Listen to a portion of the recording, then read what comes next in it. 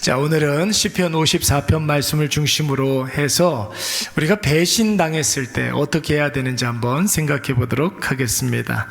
여러분, 오늘 이 시편은 다윗이 굉장히 큰 절망 가운데 빠져 있을 때 쓴 시입니다.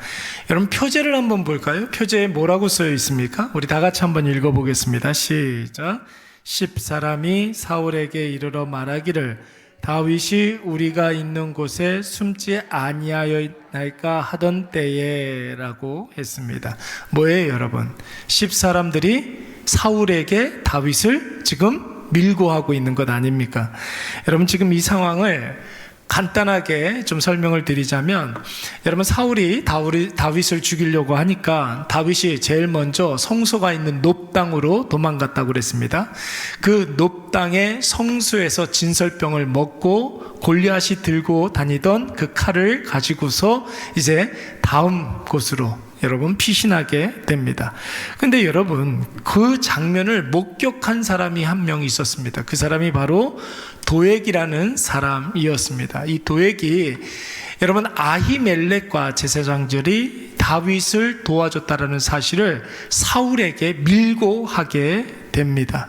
그래서 여러분, 어떤 일이 벌어집니까? 사울이 사람을 보내서 여러분 놋땅에 있는 성소에서 일하고 있는 제사장 85명을 몰살시켜 버립니다. 물론 아히멜렉도 죽이게 되죠. 여러분, 다윗 입장에서는 얼마나 난처한 일입니까? 자기 때문에 85명의 사람들이 죽었으니, 그것도 여러분 그냥 사람들이 아니라 제사장 85명이 죽었으니 다윗으로서는 굉장히 난감한 일이 아닐 수가 없지요. 그런 절망 가운데 빠져 있을 때 여러분, 다윗과 처지가 비슷한 사람들이 이제 다윗에게 몰려들기 시작합니다. 그래서 약 400명의 사람들이 공동체를 이루면서 살고 있는데, 그때 하나의 또 다른 어떤 소식 한 가지가 들려오게 되죠. 그일라라는 곳에 사람들이 여러분 블레셋의 침공을 받아서 노략질을 당했다라는 소문이 들리게 됩니다. 그래서 여러분, 다윗이 어떻게 했습니까? 하나님께 물어봤어요. 하나님, 내가 가서 저들을 도와줘야 되겠습니까? 물어봤더니 하나님께서 가서 그일라를 도우라, 그리고 블레셋을 내 손에 붙였느니라, 이렇게 말씀을 했습니다. 그래서 여러분, 그와 함께 했던 400명의 사람들과 함께 그일라로 달려 이제 가서 여러분 그곳에서 노략질 하던 블레셋을 다 물리치고 그들이 빼앗긴 모든 것들을 다 찾아주게 됩니다. 그런데 여러분, 그일라 사람들이 다윗에게 도움을 받아 놓고도, 생명을 건짐을 받아 놓고도 사울이 무서워서 다윗이 여기 그일라에 있다고 여러분 또 밀고 하게 되는 거예요. 배신을 하게 되는 거예요.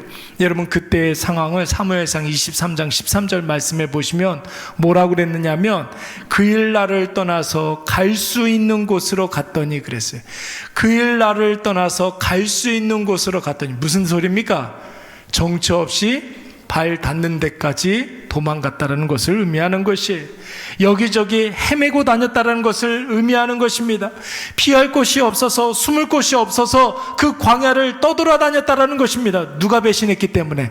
그일라 사람들이 배신했기 때문에. 그러다가 여러분 도착한 곳이 바로 십광야라는 곳이었어요. 여러분, 아무리 여러분 한번 보십시오. 그곳에 수풀이 이렇게 우거진 곳이 있었던 곳이었던 것 같아요. 그래서 사울의 눈에 띄지 않게 여러분 숲이 많이 있는 그런 곳에다가 은신처를 이렇게 만들고 그곳에 있는 사람들을 도우며 살고 있는데, 어느 날 또 사울이 군사를 동원해서 이 십광야까지 쫓아오게 됩니다. 여러분, 누가 밀고 한 걸까요? 10사람들이 거기에서 다윗이 은신처를 만들어 생활하고 있다는 사실을 사울에게 또 밀고 하게 됩니다. 여러분, 지금 다윗이 연타로 사람들의 배신을 당하고 있는 것이죠. 여러분, 도액이라는 사람의 밀고 그일라 사람들의 배신, 이번에는 10사람들이 뒤통수를 때리고 배반하는 그런 일들이 있게 되는 것입니다. 여러분, 다윗 입장에서 한번 생각을 해보세요. 얼마나 속상하고 억울한 일이겠습니까? 다윗이 하나님을 버리고 사람을 의지하다가 이런 일들을 당했다면 다윗도 회개해야 되겠지만, 여러분 한번 보세요. 광야에서 다윗은 나름대로 하나님만 바라보고 하나님만 의지하려고 그렇게 노력을 했었던 사람이었습니다. 하나님을 온전히 의지하고 하나님만 바라보며 이 힘들고 거친 광야 생활을 근근히 이어가고 있는데, 지금 계속해서 억울한 일을 당하고 어려움 가운데 봉착해 있는 것이, 여러분 종종 우리도 이런 일들을 만날 때가 있지 않습니까?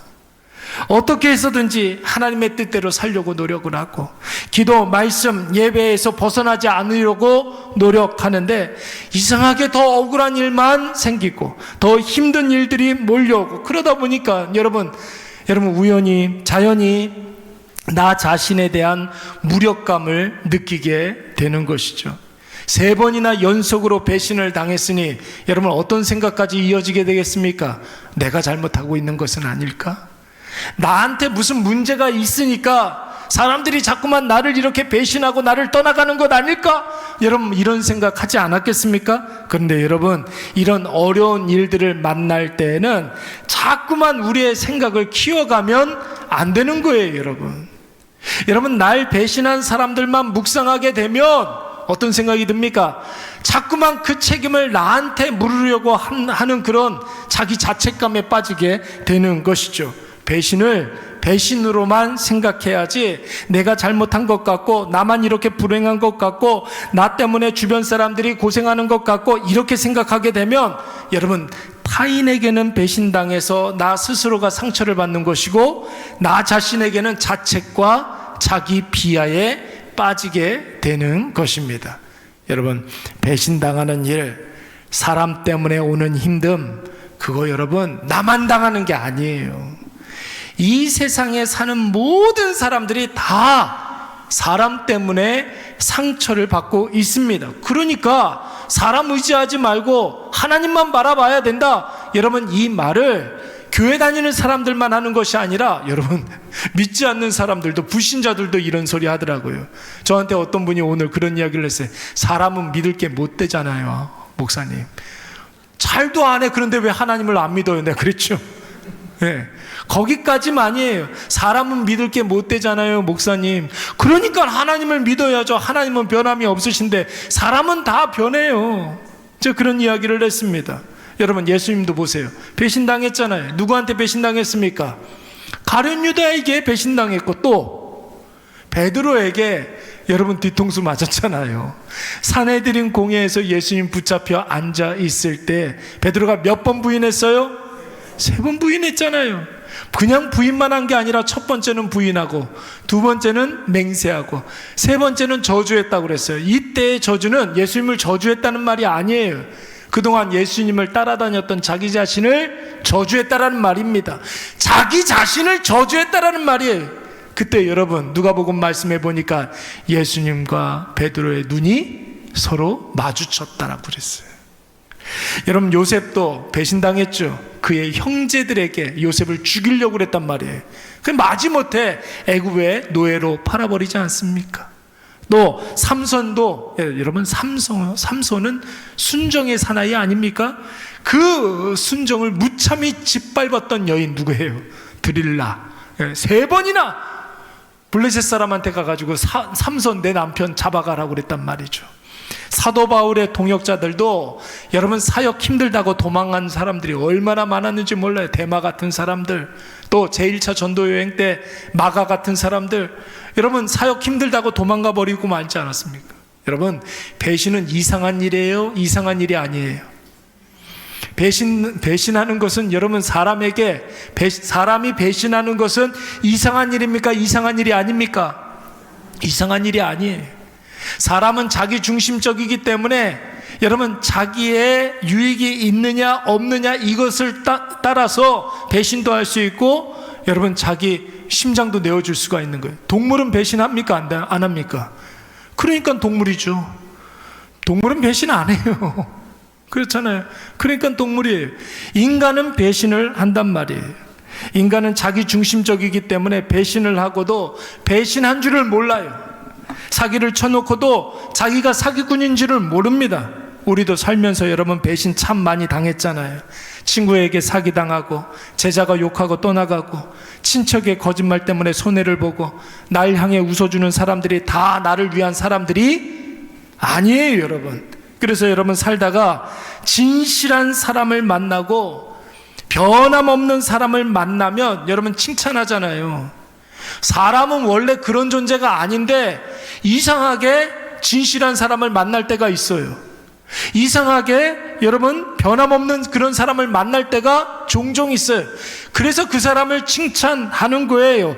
여러분 이런 경우에 오히려 어떻게 사람이 저렇게 변함없을 수가 있지? 이런 말이 어울리게 되는 것이죠.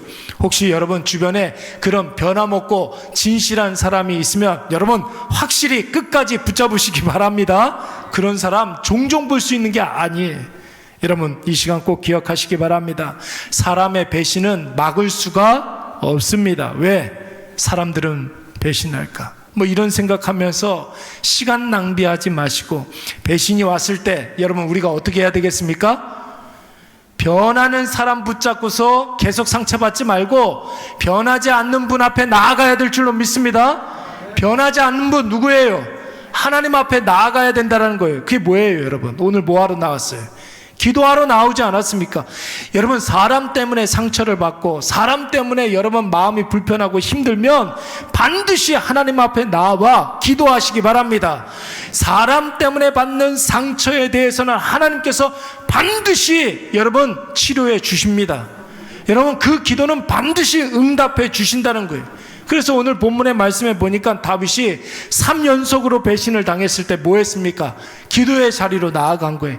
여러분 1절부터 4절까지 말씀을 보시면 여러분 사람 때문에 받은 상처 다윗이 기도로 지금 해결하려고 하고 있는 것입니다. 여러분 1절 말씀에 뭐라고 그랬습니까? 나를 뭐 해달라고 그랬어요? 구원해 주시옵소서. 뭐 또 나를 변호해 주시옵소서. 이렇게 이야기하고 있어요.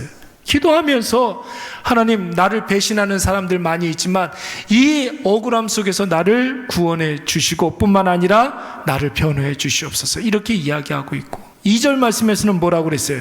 주여 내 기도를 들으시고 내 입의 말에 귀를 기울여 주시옵소서. 여러분 오늘 우리가 기도하면 하나님께서 다 듣고 응답하시는 줄로 믿습니다. 4절 말씀에서는 뭐라고 그랬어요? 주여 나를 도와 주시옵소서.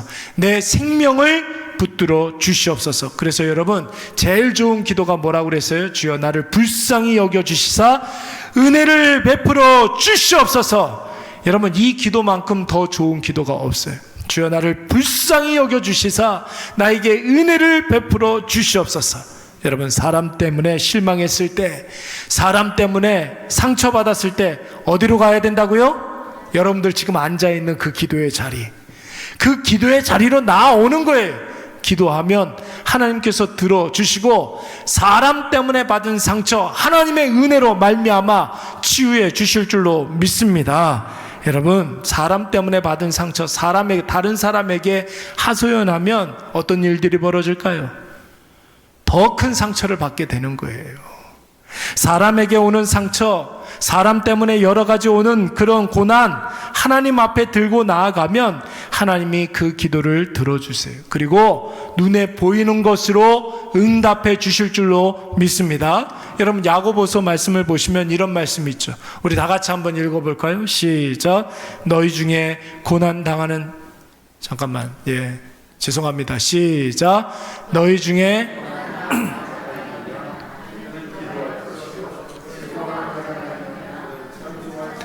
여러분 고난당할 때 뭐 하라고 그랬어요? 여러 가지 고난들이 많이 있지만 여러분 뭐 건강상의 고난도 있고 물질적인 그런 고난도 있지만 여러분 누군가에게 믿었던 사람에게 배신을 당하면 여러분 그것만큼 큰 고난이 없지 않습니까? 그때 뭐 하라고요? 기도하라는 것이에요. 여러분 친구에게 배신당하고 믿었던 사람에게 배반당하는 일이 있으면 여러분 꼭 우리가 기도의 자리로 가야 되는 것이죠. 배반과 배신당했을 때 여러분 반드시 기도하시기 바랍니다. 그때의 기도는 하나님이 반드시 들어주세요. 이건 거의 여러분 공식과 같은 거예요. 받은 상처보다 더 좋은 것을 주시는데 잃은 것이 하나도 생각나지 않게 해주실 줄로 믿습니다. 그래서 여러분, 많은 사람들이 하나님을 뭐라고 그래요? 전화위복의 하나님이라고 그러지 않습니까? 지금의 여러 가지 힘듦을 바꿔서 우리에게 기회로 삼게 해 주시는 분, 역전의 하나님을 믿으시기 바랍니다. 여러분, 배신당했을 때 우리가 기도하면 전화위복 그리고 역전되는 일들이 일어나게 될 줄로 믿습니다. 여러분, 비가 오려면 뭐가 있어야 돼요? 구름이 껴야 되는 건 아닙니까? 우리 인생에 구름이 낀다. 나쁜 일이에요? 좋은 일이에요? 내 인생에 먹구름이 꼈어. 나쁜 말로 쓰잖아요. 그런데 여러분, 구름이 있어야 은혜의 단비가 있게 되는 줄로 믿습니다.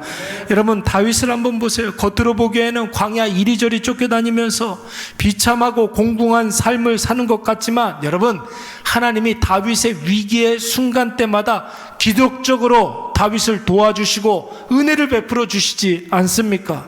여러분, 그래서 10사람들이 여러분, 다윗이 여기에 있노라고 사울에게 밀고 했을 때 사울이 무려 3,000명의 군사를 이끌고 다윗을 잡으려고 막 달려오고 있었어요. 포위망이 점점 좁혀오고 있습니다. 이제 조금만 있으면 다윗을 잡을 수 있을 것 같아요. 그때 여러분, 사울의 본 진영에서 여러분, 전령이 하나 와요. 블레셋이 쳐들어왔다는 거예요. 블레셋이 쳐들어와가지고 지금 쑥대밭이 되고 있다는 거예요. 여러분, 사울이 어떻게 해야 되겠습니까? 다윗 마저 잡아야 되겠습니까? 아니면 블레셋 이게 쳐들어왔는데 가야 되겠습니까? 군사를 돌려서 블레셋에 있는 그 전장으로 달려가게 되는 거예요. 누가 도와주신 거예요? 하나님이 도와주셨는데 블레셋 악한 자들을 들어 사용해 주심으로 선한 자의 생명을 여러분 구원해 주신 줄로 믿습니다. 우리 지난번에도 묵상했지만 나발을 죽이려고 이렇게 갈 때 하나님께서 다윗 앞에 누구를 보내주셨습니까? 나발의 아내였던 아비가일을 보내주시잖아요. 범죄하지 못하게 하잖아요. 한번 보세요, 여러분. 아비가일은 원래 누구 편 들어야 되는 사람이라고요? 그의 남편 나발 편 들어야 되는데 이 아비가일이 지금 누구 편을 들고 있어요? 다윗 편을 들고 있잖아요. 하나님께서 역사하실 때는 우리의 상상을 초월해서 역사하신다는 사실을 여러분 꼭 믿으시기 바랍니다. 수많은 위기 속에서 하나님이 강력하게 역사하심으로 다윗을 죽음에서 건져내 주신 거예요. 사랑하는 여러분, 혹시 여러분의 삶에 힘듦이 있고 억울함이 있고 고통이 있습니까? 뭐 해야 될까요?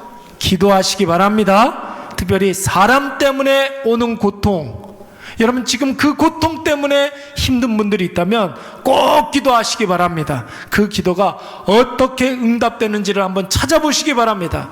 그 사람 때문에 받았던 상처, 하나님께서 또 하나님의 사람들을 보내주셔서 우리의 모든 상처를 치유해 주시고 뿐만 아니라 하나님의 그 은혜로 말미암아 우리의 영혼이 솟게 되는 놀라운 역사가 일어날 줄로 믿습니다.